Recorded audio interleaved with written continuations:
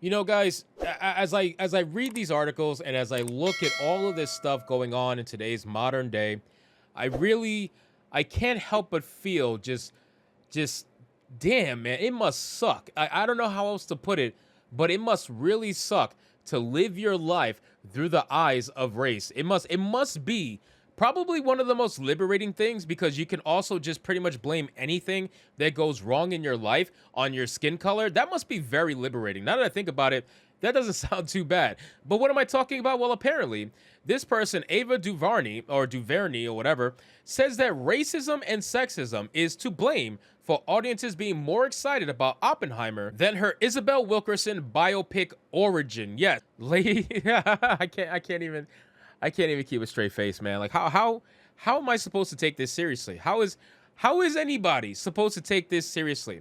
You're seriously trying to say that people are choosing Oppenheimer over your movie simply because of racism and sexism. So you're going for the double whammy. You're going for the black card and you're going for the female card. It is honestly pretty damn amazing. So let's get into this article, guys, from Bounding Into Comics. But of course, before we do, I'm Shadowban as hell. Subscribe to the channel if you're new here, and don't forget to like the video to push us out into the YouTube algorithm. So it says, according to director Ava DuVernay, the lack of interest in her upcoming Isabel Wilkerson BIPOC Origin compared to the similarly structured Oppenheimer has nothing to do with the latter's historical importance and everything to do with audiences' own racist and sexist attitude. Oh my god, I can't take it serious. I can't take it serious, man. Where did it become normal to say, okay, you guys don't want to watch my movie? Well, clearly, the way I'm going to convince you to watch my movie is by calling you some of the worst names you can call someone, racist and sexist. I'm going to use those words very freely because I'm a black female and I have that protection. I'm able to use those words without any repercussions, and somehow, some way, I'm expected for my movie to be wanted to be seen by these people who I just called racist and sexist. You are a fucking idiot. You are an absolute idiot in every capacity known to the human race. You fill every box of idiocy. There is no way that people are now going to want to watch your movie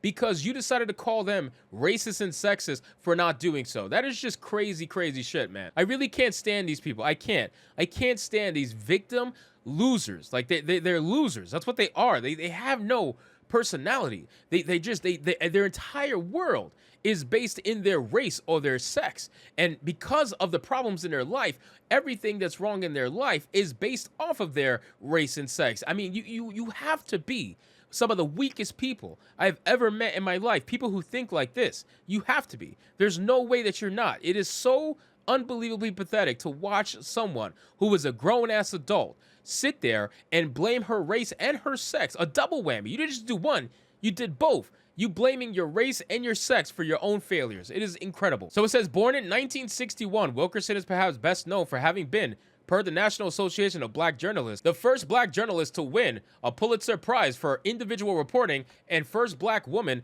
to win a journalism Pulitzer. The 1994 winner in the feature writing category, Wilkerson received the award from Columbia University for her profile of a fourth grader from Chicago's South Side and for 2 stories reporting on the Midwestern flood of 1993. From there, Wilkerson would go on to spend roughly 15 years researching and authoring The Warmth of Other Suns, the epic story of America's Great Migration.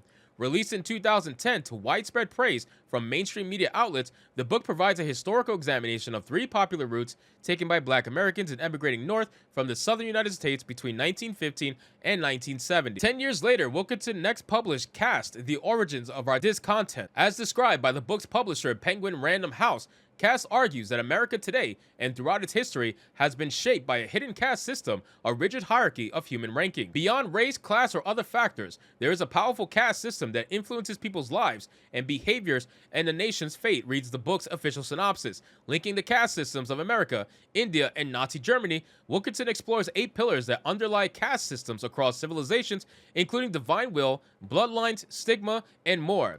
Honestly, it sounds like a freaking interesting book, and it's so sad that this person is bringing down this book simply because her movie is not doing as good as she hoped. You know what I mean? I guess she thought if she rode the race card, that it would allow her free success, like without even trying. And that's what she was trying to do. But now that she actually realized that Oppenheimer is destroying her, of course, since Oppenheimer is featuring white leads, that's clearly, it has to be racism. It has to be sexism. There's no other reason other than that, right? It's just, man, I don't know what it's like to wake up every day like that. It must be pretty tired. So it says, it is Wilkinson's argument and cast, as well as her general life story, that inspired DuVernay to adapt the book into a semi-biographical film about the journalist.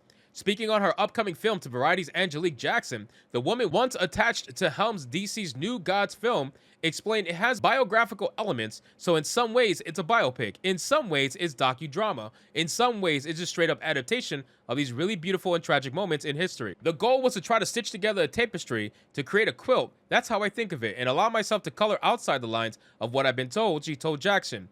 Just to throw all that out and tell the story from my gut, and it came from reading this book. I gotta tell you, what probably happened is that she read this book and she said, oh, okay, this sounds interesting, but we're gonna make it a little more victimized. That's what we're gonna do. We're gonna tell this story through the eyes of a modern woman, you know what I mean? Do not be surprised if that's the way it went down, because ultimately, these people see what they want to see. They always do. And you can clearly see that this woman is deranged for blaming racism and sexism as to why her movie's not doing as good as another movie. It says the core pieces of the puzzle are true. The losses that she experiences in the film were real losses that Isabel Wilkinson herself endured. She continued in defense of the story's authenticity. The very short amount of time, less than 2 years, in which these losses happened is true. The fact that she worked and wrote this book in the amount of time in which her grief was at full throttle when she was going through this deep loss is fact. And that fact that she came out with something so transformative and triumphant in the book cast was, to me, a story in and of itself, separate and apart from what she shares and teaches in the book. I gotta tell you guys, man, if I was Isabel, I would honestly find a different director. I know it's too late because the movie's already out, I guess, but you know, you should have found another director. This woman